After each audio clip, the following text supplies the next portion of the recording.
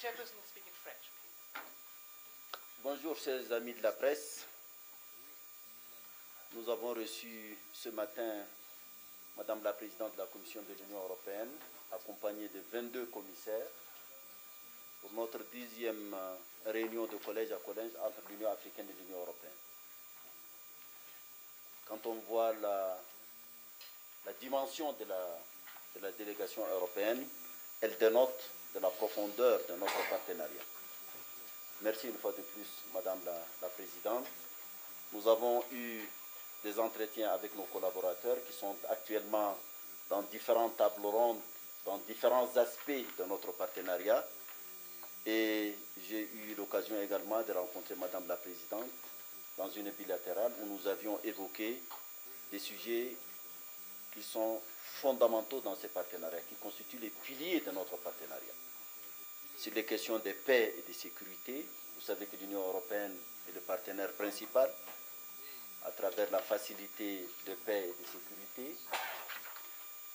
Nous travaillons ensemble dans différents théâtres, notamment au Sahel, dans le bassin du lac Tchad, dans la Corne de l'Afrique en Somalie. Nous avons des préoccupations communes pour ce qui concerne la Libye, où malheureusement la guerre continue, où les cessez-le-feu et l'embargo ne sont pas encore respectés. Mais nous ne perdons pas d'espoir. Nous allons travailler avec les Nations Unies et les autres partenaires pour parvenir à la paix dans ces pays dans lesquels il ne pourra jamais avoir de solution militaire. Du Sahel, où je suis rentré hier soir, l'Union européenne est également présente, notamment dans l'Alliance pour le Sahel. La commissaire en charge des questions des partenariats était également présente à Nouakchott. Au bassin du lac Tchad également, l'Union européenne soutient la force mixte multinationale. Sur les questions de commerce et d'investissement, vous savez que l'Union africaine a lancé l'un des plus grands projets, la zone de libre-échange continentale, et qui est soutenu fortement par l'Union européenne, et je m'en félicite. À terme, cette zone constituera l'un des plus grands marchés dans le monde. Et naturellement, puisque l'Union européenne est notre partenaire commercial principal, je crois que c'est une question qui nous intéresse tous deux et nous sommes en train de travailler ensemble. La question des changements climatiques est une préoccupation majeure pour nos deux continents. Vous savez que la désertification, la sécheresse, l'assèchement des cours d'eau, des phénomènes comme El Niño frappent de plein pied le continent africain. Et l'Europe et l'Afrique tiennent à la mise en œuvre de l'accord de Paris, qui est quand même un accord qui pour nous est fondamental. L'Afrique a commencé l'adaptation, mais le problème ne s'arrête pas seulement à l'adaptation, il faut carrément changer. Il faut privilégier les énergies renouvelables et de ce côté également, l'Europe et l'Afrique se sont engagés à travailler ensemble pour préserver la planète. C'est quelque chose que nous pensons est fondamental. Bien entendu, nous avons discuté des questions de coopération, des questions de développement. Nous avons insisté sur la nécessité de renforcer le multilatéralisme dans un monde qui commence à nous inquiéter. Donc sur ces différentes questions, et vous savez, le continent africain qui a plus d'1 milliard d'habitants, majoritairement jeunes, donc la question de la jeunesse, la question des femmes sont essentielles pour le développement économique et social de ce continent. Bien entendu, quelque chose qui est lié également à ça, c'est la question de la migration. La migration est essentiellement inter-État, elle est inter-africaine. Mais il y a également des jeunes qui traversent parfois au risque de leur vie et qui vont en Europe. Cette question également doit être traitée de continent à continent entre nos deux organisations. Et je crois que nous avons fait des pas significatifs et nos discussions continuent. Nous aurons encore plusieurs rendez-vous. En mai, il y aura la réunion ministérielle entre l'Europe et l'Afrique. Et fin octobre, le 6e sommet Afrique-Europe qui aura lieu à Bruxelles. Ce sont des rendez-vous importants qui puissent nous permettre d'affiner davantage ce partenariat fort important. Je sais que l'Europe prépare une stratégie, ça c'est une stratégie pour l'Afrique, et je pense que ces entretiens nous ont permis et nous permettront, celles qui vont suivre, d'avoir une approche commune pour un renforcement de notre partenariat. Merci Madame la Présidente. Thank you very much, Mr. President. Thank you once again for the very warm welcome. And indeed, I can pick up at the moment where you finished your statement. Yes, we have come here, for me, the second time to be here. I came right away at the beginning of my mandate when I came into office. It was my very first visit abroad here to the African Union, because I'm convinced the two of us, the African Union and the European Union, we are natural partners and we have a lot in common. So we have a lot to win if we work closely together and exchange experiences and knowledge and look for win-win situations. For me, it was important to bring as soon as possible the whole college to the African Union, and indeed, I was told it is the largest delegation ever as a college to go abroad to visit here the African Union. So never ever has the European College been in such a number abroad to visit a partner, and this is a strong message and a strong sign too, I think, today. We came here to discuss topics, to listen a lot, because indeed we are preparing our strategy with Africa. We will publish it in due course, but the goal is to fill this roadmap with more dense content and with the common knowledge, so that aiming at the summit in fall, we will have a comprehensive strategy with Africa on our common path to move forward. The topics we've been discussing, indeed, at the very beginning, we've discussed, the topics are the same as we have with the 4 round tables. So at the moment being, the vice presidents and the commissioners are sitting together discussing these 4 topics we've identified, and we're looking forward to the feedback. In our bilateral, of course, the topic of peace and security was an important one, and we both agree, this is my deep conviction, that it is of utmost importance to enable and empower the African Union and the African member states to defend their home country and their regions against terror, to put them in the situation that this is possible, so to empower here. And we've been discussing the different scenarios, be it in Libya, be it in Sahel, where more support is needed, but in a prudent, respectful way to enable and empower the local entities to fight the enemy, because they know best who the enemy is, they know best where the terror comes from, they know best what the specificities of a certain region or a certain area is. We have been discussing the free trade area, and I can only commend the African Union to this success, because the two of us, we know tearing down barriers between member states for free trade is the best way to prosperity.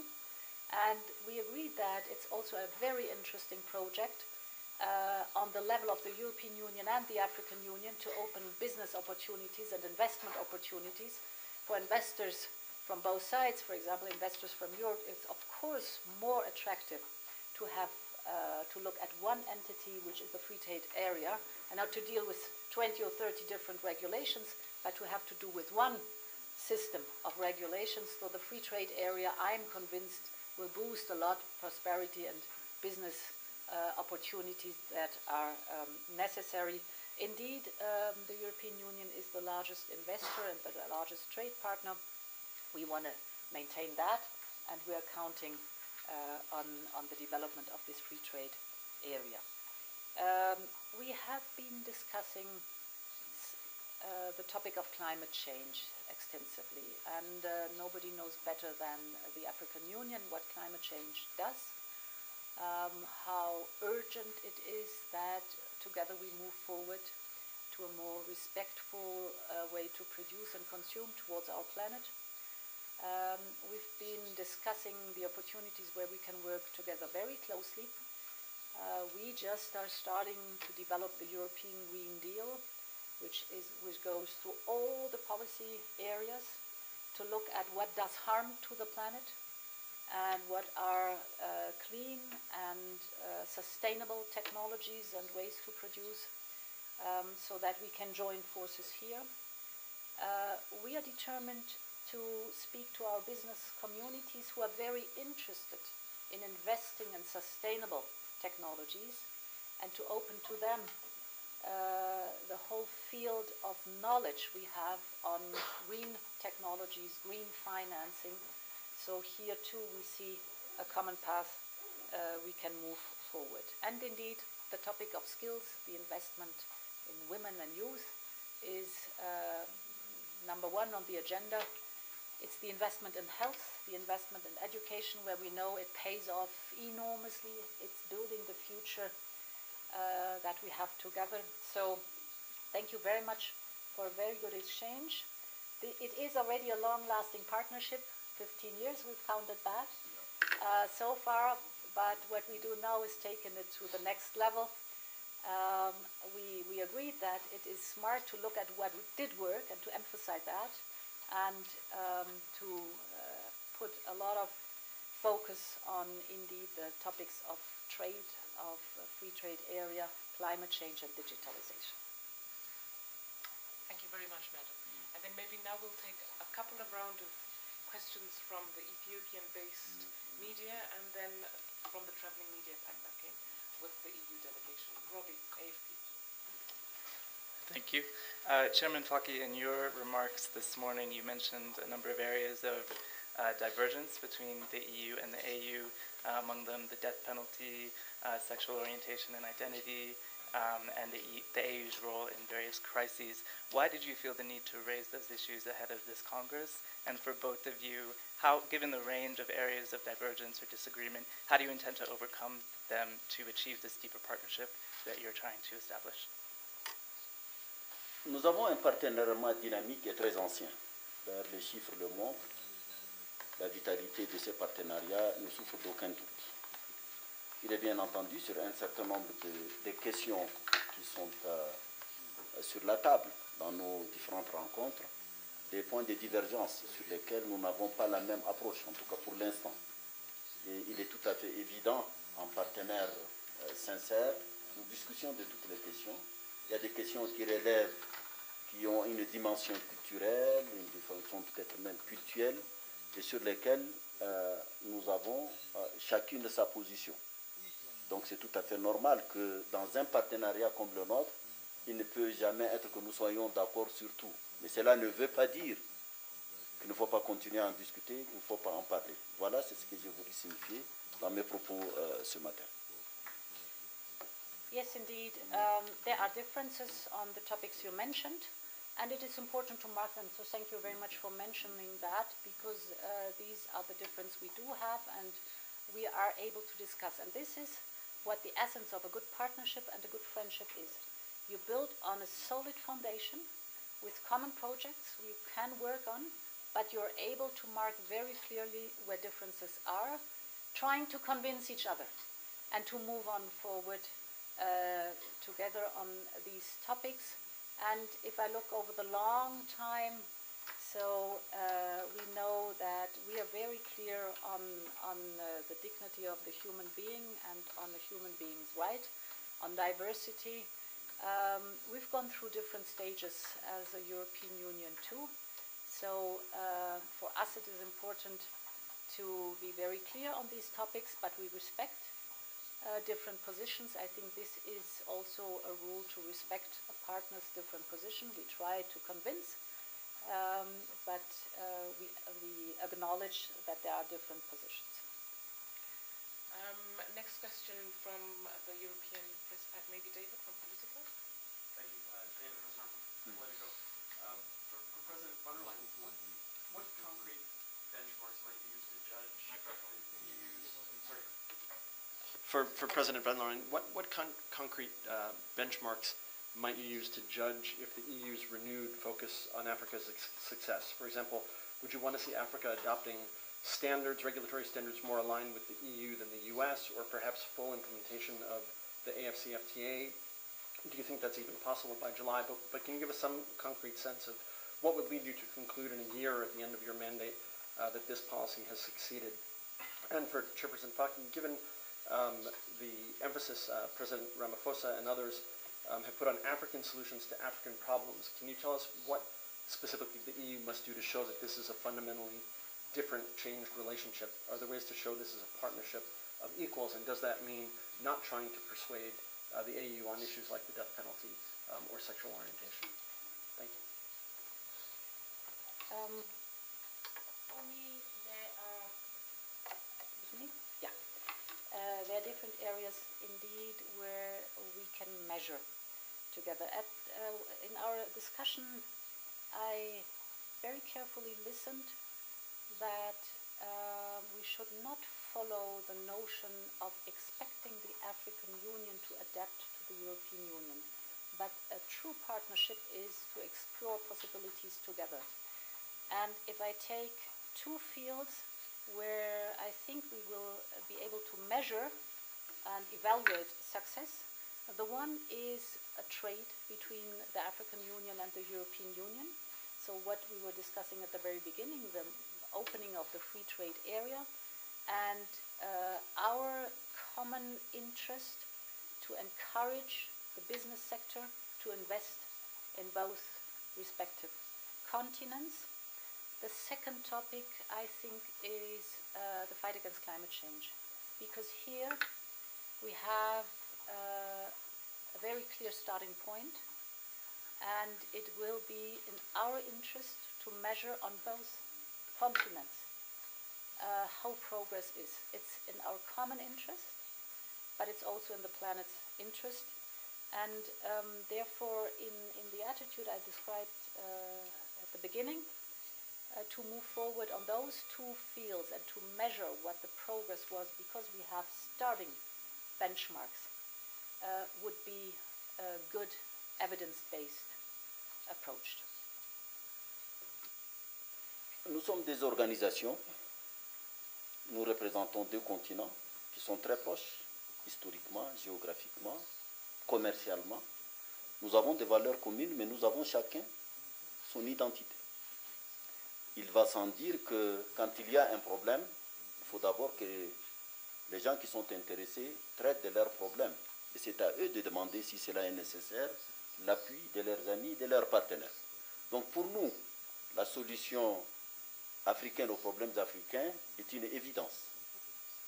Nous avons eu à le constater sur la Libye, par exemple. Aujourd'hui, les États qui sont intervenus en Libye dans le cadre de l'OTAN l'ont reconnu.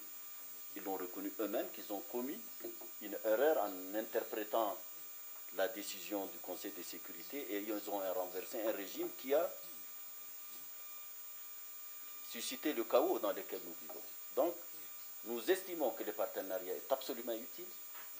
Nous en sommes preneurs, nous discutons avec nos amis des par le monde, mais il y a un certain nombre de choses qui sont traitées par les Africains eux-mêmes, et c'est aux Africains eux-mêmes s'ils estiment avoir du soutien ou la convergence avec telle ou telle partie du monde.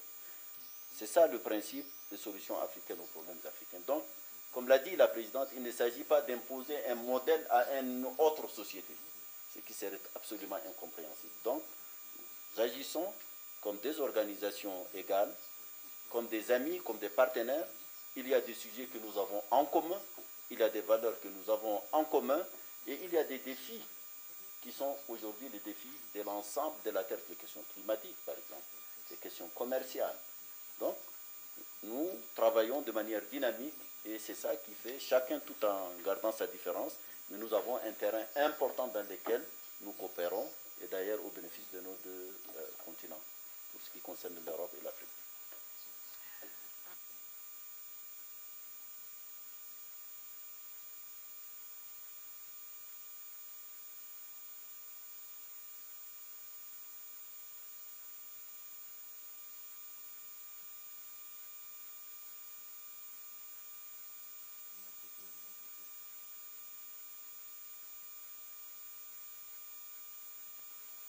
We've both together been at the Libyan conference in Berlin, and it was encouraging for us to see all the actors around the table, the permanent members of the Security Council, but also other actors in the area. And we put a lot of expectations and hope into the common resolution that was then published. 55 different points, very concrete. And I must say, we can only call on these participants today to stick to what they've said and what they've written down, us together. Because in there is laid down that all the actors on Libyan soil should do the utmost to stop bringing arms into the country and to do everything to support the peace process and to support reconciliation, and to be very clear that they will not support any military actions on whatever side anymore. This is important. We know by experience that it takes a lot of patience and a lot of stamina, but the fact that everybody in the room at that time was committed to the resolution gives us the hope that by insisting and recalling what we've agreed on, we can move forward. I know it's going to be a slow process, but this is where we're working together very closely. Je rappelle que quand même la crise de bien dure depuis 9 ans. Un embargo sur les armes a été décidé il y a 9 ans, qui n'a jamais été appliqué. Les armes arrivent de tous côtés, par la mer, par les airs, par la route. Le cessez-le-feu n'a pas été appliqué.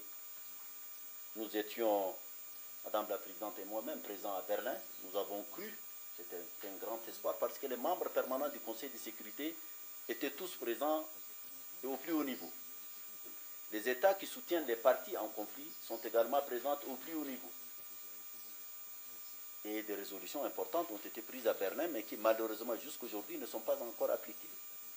Le cessez-le-feu a été décidé, donc on a pensé que la trêve allait se transformer en cessez-le-feu, ce qui n'est pas évident. C'est vrai que le groupe a envoyé des délégations à Genève, mais jusqu'à là, je crois qu'ils se sont séparés pour consultation, donc l'embargo n'est pas observé. Et ce sont les deux conditions qui puissent permettre à engager un processus politique de réconciliation. Par exemple, Berlin a décidé que l'Union africaine doit se charger de l'organisation d'une conférence de réconciliation inclusive entre les partis libyens.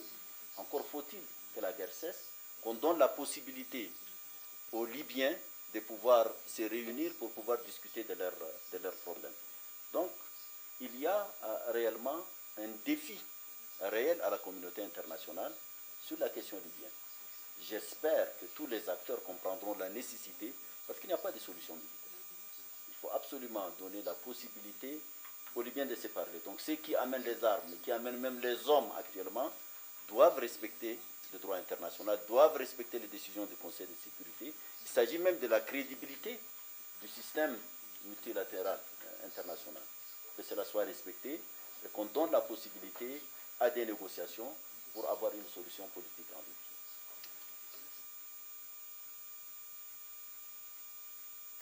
Thank you to Mrs. von der Leyen. How will the EU react on the African free trade zone concretely, or will it continue with the regional treaties like the economic partnerships agreements? Also, when you think of other upcoming partners for the EU, like China, for example, it would be great if you could afterwards give a short statement in German, if possible. Thank you. Wir unterstützen sehr als Europäische Union das geplante kontinentale die Freihandelszone, die die Afrikanische Union jetzt aufbauen möchte. Denn es ist für die Europäische Union und ihre Mitgliedstaaten nur von Vorteil. Wir werden konkret unterstützen mit über 70 Millionen, die dafür für den Aufbau dieser Freihandelszone gedacht sind von der Europäischen Union. Es geht auch darum, dass wir mit Rat und Tat zur Seite stehen, denn wir haben natürlich die eigene Erfahrung in der Europäischen Union, was es bedeutet, Handelshemmnisse zwischen Mitgliedstaaten zu entfernen und den freien Fluss der Waren und des Handels, aber auch der unternehmerischen Aktivität innerhalb der Europäischen Union aufzubauen. Deshalb ist es von uns von großem Interesse auch für die Investoren aus Europa, die dann in der Freihandelszone, der kontinentalen Freihandelszone in Afrika nur noch mit einem Regelungsraum es zu tun haben und nicht mit 55 verschiedenen, ist es von uns von großem Interesse, dies auch stark zu unterstützen. Je n'ai pas bien compris. Je m'excuse. Je voudrais tout juste dire que le CFTA est un projet. J'ai dit ce que j'ai dit Non, dans notre conversation. Voilà, c'est un projet majeur pour le continent africain, un des projets phares. Il a l'avantage de créer un marché de plus d'1 milliard d'habitants. Donc l'ensemble des pays africains seront partie de cette zone de libre-échange. Donc c'est à l'avantage et des États africains et de leurs partenaires. L'Europe étant le partenaire économique le premier, le plus ancien, je crois, a avantage également à soutenir la mise en place de ce marché. Effectivement, dans notre parcours, il y a eu les APE, les accords de partenariat économique, mais tout ça. Mais nous avons un cadre plus inclusif qu'il faut soutenir et qui va créer cette dynamique, je crois, dans les relations commerciales entre l'Europe et l'Afrique. Pause question.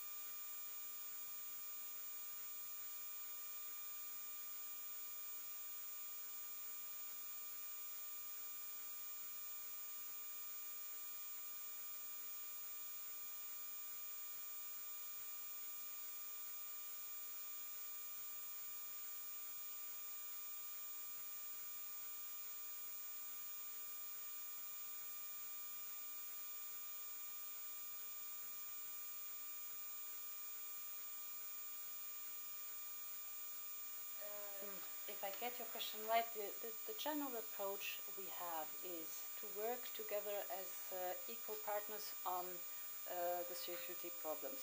We share the fact that terror doesn't know any borders, doesn't know any ethnicity, doesn't know any respect for regions, and therefore the logic has to be that, and therefore G5 Sahel is the right way to go, that first of all it is for the African Union, or in this case G5 Sahel, of utmost importance to have the capability and the ability to fight terror. There comes in the European support in training, support in capabilities, support in logistics, support in infrastructure, surveillance, information. But the process should be that the African Union and their member states, in many cases, are enabled to take over the responsibility they want to have to defend their own territory against terror, to defend their people against terror that is destroying countries, regions, cultures, and populations. With this approach, which is a respectful one, you need strategic patience, but I think it's the most sustainable one we can go. À son corps défendant, le continent africain est devenu un théâtre du terrorisme. Tout le monde aujourd'hui reconnaît que le terrorisme est une menace à la paix et à la sécurité internationale. Ce qui s'est passé en Libye, avec ses conséquences sur le Sahel, est connu. Et donc, pour la Libye, je voudrais remercier l'Allemagne, la chancelière Merkel, qui ont pris cette initiative après plusieurs rounds. Et la dernière fois, nous nous sommes réunis pratiquement, comme je l'ai dit, tous les protagonistes étaient là. Malheureusement, jusqu'à là, j'espère, je ne perds pas l'espoir, j'espère que les conclusions de Berlin, qui en partie ont été également adoptées comme résolution du Conseil de sécurité, puissent permettre que l'on s'attaque réellement à la résolution de la crise libyenne. Parce qu'on a assisté tous à une guerre par procuration, proxy war en Libye, les partis sont connus, ceux qui les soutiennent sont connus. Il faut que cela s'arrête en respectant les décisions qui ont été prises et à Berlin et celles qui sont prises par le Conseil de sécurité des Nations Unies. l'Europe a soutenu et continue à soutenir l'Union africaine, que ce soit en Somalie depuis plus de 10 ans, dans la lutte contre les Shabab, que ce soit dans le bassin du lac Tchad, où la force mixte multinationale et le G5 Sahel ont été des initiatives africaines, pour pouvoir faire face à la menace terroriste. Là également, nous avons eu le soutien de l'Europe. Je reviens de Ouagadougou, où il y a 2-3 jours s'est tenu le 6e sommet du G5 Sahel. Et il y a l'Alliance pour le Sahel, dans laquelle l'Union européenne joue un rôle important. Je pense que la menace terroriste est une menace globale. La proximité entre l'Europe et l'Afrique nous commande de travailler ensemble pour pouvoir faire face à cette triste réalité. Nous essayons également au niveau des Nations Unies de faire en sorte que, par exemple, les forces du G5 soient dotées d'un mandat sous le chapitre 7 et qu'elles aient les moyens, parce que c'est une menace à la paix et à la sécurité internationale, et ça c'est du ressort du Conseil de sécurité des Nations Unies. Donc, il faut travailler parce que autant des coalitions se sont organisées au Proche-Moyen-Orient pour lutter contre le terrorisme, contre l'État islamique, je pense qu'il y a péril dans cette partie de l'Afrique et il faut nécessairement la même mobilisation pour se parer contre ce phénomène qui prend de l'ampleur et qui est extrêmement violent et qui cherche à déstabiliser la paix et la sécurité non seulement en Afrique mais dans l'ensemble du monde. Thank you.